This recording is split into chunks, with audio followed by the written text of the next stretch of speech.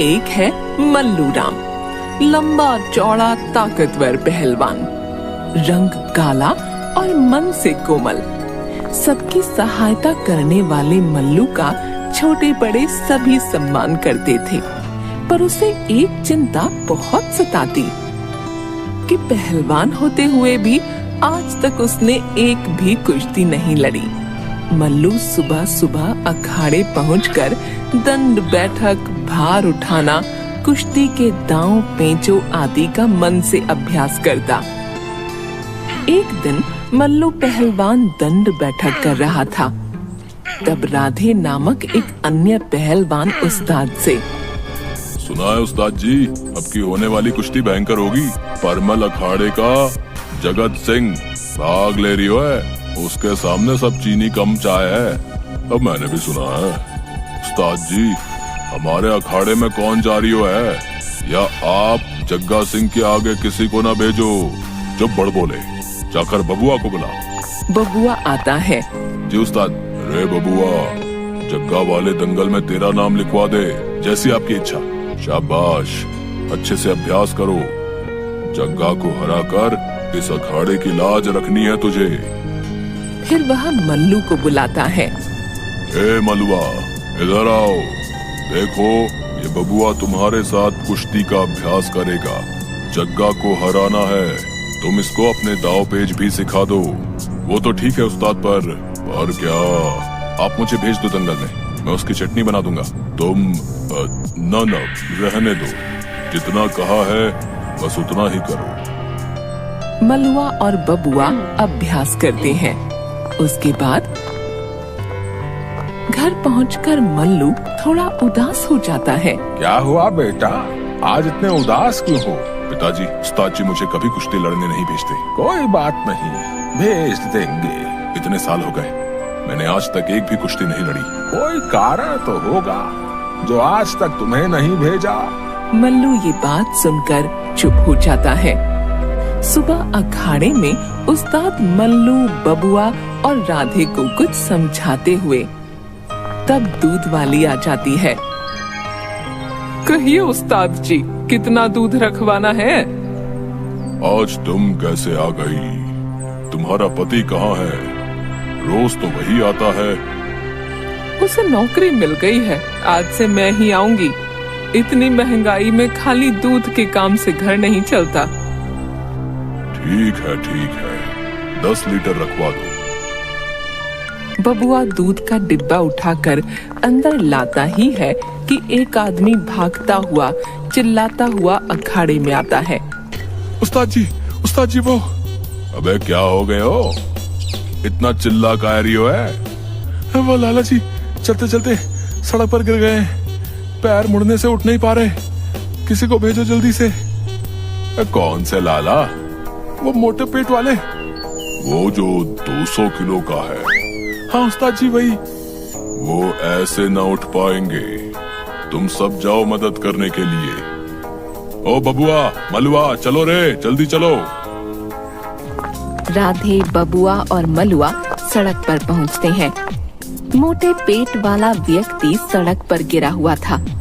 तीनों उसे उठाने का प्रयास करते हैं, पर बबुआ और मलुआ उसके हाथों का वजन संभाल नहीं पाते। क्या खाते हो लाला? अरे पहलवान है, कोई कूली थोड़े है।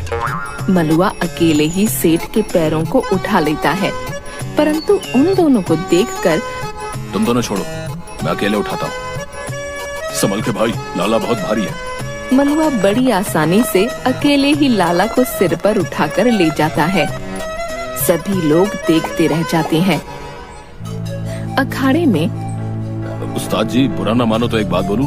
बोल, क्या बात है? कुश्ती लड़ने बबुआ की जगह मलुआ ने भेजो। छोरा नाम रोशन करेगो, देख लेना। क्यों बे, बबुआ में क्या कमी है?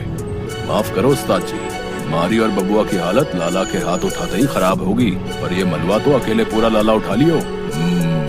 हाथी जितनी ताकत है, मलुआ ने भेजो। उसको बड़ो मन है दंगल में जाने को। ना, मलुआ अभी तैयार नहीं है। वो ताकतवर है, पर पहलवान नहीं है। भेज भी दो उसने, अपनी सलाह अपने पास रख। मुझे पता है कि क्या करना है। तू जाकर सबके खाने का इंतजाम कर। कुश्ती के मैदान में एक पहलवान और जग्गा सिंह कुश्ती लड़ते हैं। जग्गा उसे धक्का देकर पकड़कर वह दंगल जीत जाता है। उसके बाद बबुआ और जग्गा लड़ते हैं। दर्शकों में बैठे राधे मल्लू एक हाथ ऊपर करके चिल्लाते हैं, बबुआ बबुआ बबुआ। हर हर महादेव। बबुआ ध्यान से लड़ना। दोनों पहलवान भिड़ जाते हैं। बबुआ जग्गा पर आक्रमण करता है तो जग्गा चालाकी से उसका पैर पकड़कर नीचे गिरा देता है। गिरे हुए बबुआ पर जग्गा अपना पूरा भार डाल देता है। बबुआ की सांस उखड़ने लगती है। वह हार स्वीकार कर लेता है। बबुआ सिर नीचे झुकाए वापस आता है। अबे नाक कटा दियो। नाक ही कटी ना, जान तो बच गई। वो जग्गा मुझे मार ही डालता तो उसका पेट पकड़ सकता था। छोड़ो, अब जो हुआ सो हुआ। मल्लू जब घर जाता है तो रास्ते में उसे एक छोटी बच्ची रोते हुए मिलती है। अरे गुड़िया, क्यों रो रही हो? चाचा मैं छोटी हूँ ना, इसलिए सब मुझे छोड़कर भाग गए। किसने कहा तुम छोटी हो? वह बच्ची को गोद में उठा लेता है। अब तो तुम मुझसे भी बड़ी हो गई। वह लड़की को एक पेड़ के नीचे ले जाता है। लड़की पेड़ से फूल तोड़कर खुश हो जाती है। चलो अब तुम अपने घर जाओ। वह हंसती हुई चली जाती है। इस साल का सबसे बड़ा दंगल होने वाला है, पर तुम निकम्मों को भेजने का मन नहीं करता। नाक कटा दोगे। वो 3-3 पहलवान वाली कुश्ती? हाँ वही। उस्ताद जी आप सही कह रहे हो। हम में कोई लायक ना है उसके। मुझे भेज दो, मैं अकेला ही तीनों को देख लूंगा। ना तू रहने दे। उस्ताद जी 4 साल हो गए पहलवानी करते हुए, पर आज तक मैंने एक भी कुश्ती नहीं लड़ी। क्या मेरे दाव पेच ठीक नहीं या आपको मुझ पर भरोसा नहीं? अरे मल्लू, पहलवानी करने और लड़ाई लड़ने में बहुत अंतर है बेटा। अगर खाली ताकत का काम होता तो तुझे भेजता। आप क्या कहना चाहते हैं? बेटा तेरा मन बड़ा कोमल है, दूसरों को दुखी देखकर पिघल जाता है, और कुश्ती जीतने के लिए ताकत के साथ साथ मन का कठोर होना जरूरी है। तू अपने को कठोर नहीं कर पाएगा, इसलिए मैं तुझे नहीं भेजता। पहलवान का पहला धर्म ही दंगल लड़ना है। मैंने जिंदगी में एक भी लड़ाई नहीं लड़ी तो लोग क्या कहेंगे? चल मल्लू, दिया तुझे एक मौका, देखूं क्या करता है। तुम तीनों जा रहे हो, ये मल्लू तो मरवा के दम लेगो। उस्ताद तीनों को डांट डांट कर अभ्यास करवाता है।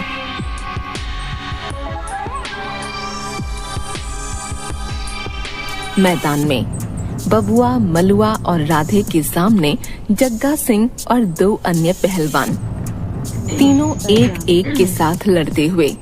2 मिनट बाद राधे दंगल से बाहर हो जाता है। क्यों बे, थोड़ी देर तो टिकता, जानबूझकर भाग आया। वो उस्ताद जी चुप। तभी बबुआ भी आते हुए दिखाई दिया। तू भी आ गया। अब तीनों पहलवानों का सामना मल्लू अकेले कर रहा था। मल्लू एक पहलवान को जोर से धक्का देता है तो वह भाग जाता है। दूसरे पहलवान की टांग पकड़कर घुमाता तो वह भी बचने में ही भलाई समझता है। आखिर में जग्गा और मल्लू आमने सामने होते हैं। वाह बेटा, पहली कुश्ती है तेरी, चल तुझे मजा चखाता हूँ।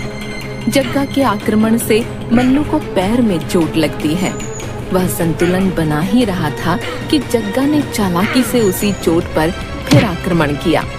चोट के दर्द से मल्लू चिल्लाया और गुस्से में उसने भागकर आते हुए जग्गा का पैर पकड़कर गिराया और फिर उसे सिर पर उठाकर ऊपर हवा में उछाल दिया। फिर नीचे घुटनों के बल बैठकर जग्गा को धरती पर गिरने से पहले पकड़ लेता है। यदि तुम सीधा धरती पर गिरते तो तुम्हारी एक हड्डी भी न बचती। मल्लू दंगल जीत जाता है। जियो मेरे शेर। बबुआ और राधे ताली बजाते हैं। मल्लू, तू सच्चा पहलवान है। कुश्ती लड़ने और कायदे से लड़ने में बहुत अंतर होता है बेटा। तू कायदे से लड़ा। मेरी मान, तू कुश्ती लड़ने के बजाय बाकियों को लड़ना सिखा। तभी जग्गा आकर मल्लू को गले लगा लेता है। एक ढोल वाला आता है और सभी नाचने लगते हैं।